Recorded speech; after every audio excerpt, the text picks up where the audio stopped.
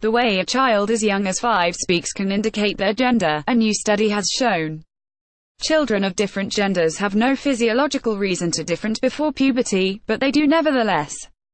Researchers have now found that this is because they choose which adult speaking styles to imitate, and the patterns they decide to copy can show whether or not they have gender dysphoria. Pexels related, what treatment do young children receive for gender dysphoria and is it irreversible? The study, conducted with 96 kids by Professor Ben Munson of the University of Minnesota, showed that the way a child says the letter S could be revelatory.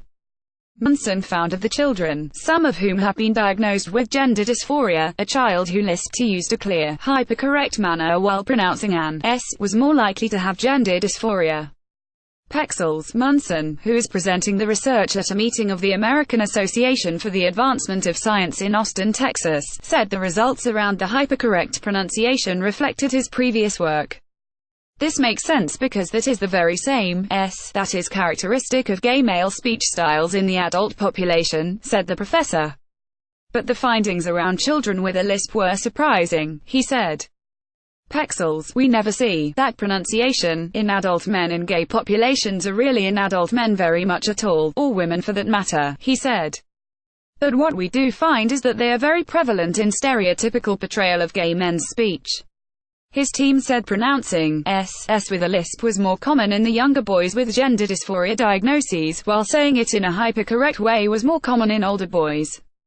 Pexels, but Munson warned that though gender dysphoria is a good predictor of whether a boy is gay, there are no long-term studies about whether speech traits in childhood can indicate uality. Instead, he emphasized that his study shows children make conscious decisions about whose speech patterns to copy. It is evidence that children are picking and choosing among the people they encounter during language acquisition and that they are coming to emulate those people, said the professor. The take-home message is language variation is pervasive. Seemingly subtle variation in language can convey social meanings learned from a very early age, he continued. Read this, the celebrities that you didn't realize are gay.